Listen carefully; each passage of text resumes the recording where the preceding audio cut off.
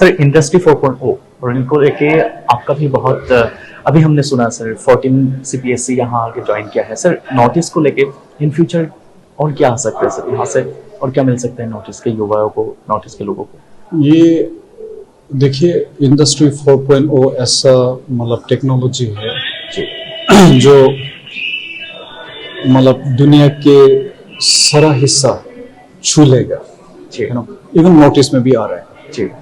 तो जिससे मतलब इतिहास में जो जैसे हुआ था, जो भी नई टेक्नोलॉजी जल्दी जो पकड़ लेता है उनका मतलब उनका फायदा हो जाता है, उनका एडवांटेज हो जाता है जी।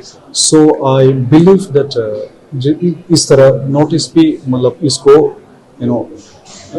इसको जो ग्रहण करने में जी जल्दी से जल्दी होना चाहिए जी सर। फायदा होगा, लाभ होंगे सर। और इसके साथ विकसित भारत या इसके साथ जो जुड़ा हुआ है नॉर्थ ईस्ट के युवाओं को आप क्या बोलना चाहेंगे कि उन लोगों को क्या करना चाहिए आगे आने के लिए? क्योंकि आपने बोला कि टेक्नोलॉजी ड्रिवन होना चाहिए, अभी तक हम बहुत पीछे हैं टेक्नोलॉजी के हिसाब में ग्लोबल वाइज। एक तरफ से ये पीछे है, एक तरफ से आज टेक्नोलॉजी ऐसा चीज हो गया कि आप जहां भी बैठे कौन सा देश में भी हो, कॉन्टिनेंट में हो, अपना देश में किस हिस्सा क्षेत्र में हो, टेक्नोलॉजी ऐसा चीज है कि आप भी मतलब उसको ग्रहण कर सकते हैं, आप भी उसको ले सकते हैं।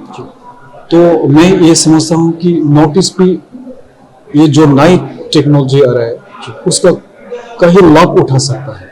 और लेकिन ऐसा है कि नॉर्थ ईस्ट के लिए कुछ ऐसा चीज हो गया अपने लिए जो हम लोग कर सकते हैं। कहीं चीज अपने लिए मुश्किल होगा, जैसे अपना स्थिति हो जी, लेकिन अपना स्थिति हो, अपना यहाँ पे रिसोर्स क्या है, क्या कर सकता नहीं कर सकता, उसके हिसाब से north east should develop, try to understand कि हम किस किस क्षेत्र में बढ़िया कर सकते हैं, वो चुन के उसी एरिया में आगे बढ़ना चाहिए, जो मेरा सोच है। जो हमारे पास है उसी के हिसाब से हमें आगे बढ़ना चाहिए। सो सर जैसे कि देखिए सेमीकंडक्टर के बाद हो गया या इंडस्ट्री भी असम में भी हो रहे हैं sir, along with sir advantage Assam 2.0 भी हो, एडवांटेज असम 2.0 भी हुआ है। तो इसी हिसाब से सरकार भी काम कर रहे हैं, स्टेट गवर्नमेंट भी काम कर रहे हैं, सेंट्रल से एज ए आप सीनियर है फाइनेंस मिनिस्ट्री में सबसे सीनियर है, तो सेंट्रल से और क्या मिल सकते हैं शॉर्ट टर्म?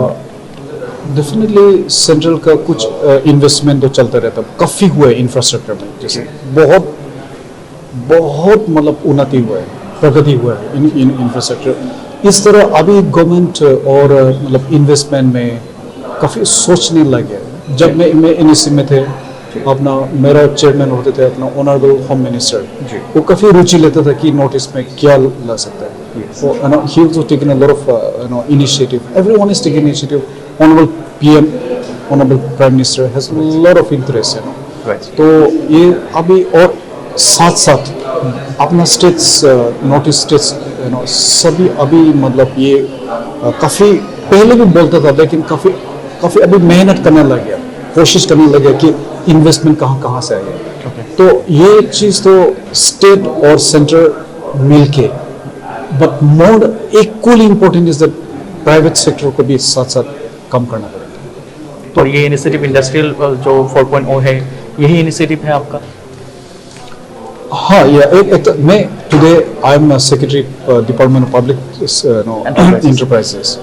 तो मेरा काम है with public sector. I can not really do much more outside, but north east में भी पब्लिक सेक्टर तो है जी, एंड सब मिल के कम करने से देन फाइनली इसका जो लाभ होगा, इसका जो स्प्रेड होगा, वो नॉर्थ ईस्ट के जगह जगह पे मतलब हो सकता है। We are thinking, we are planning in that sense.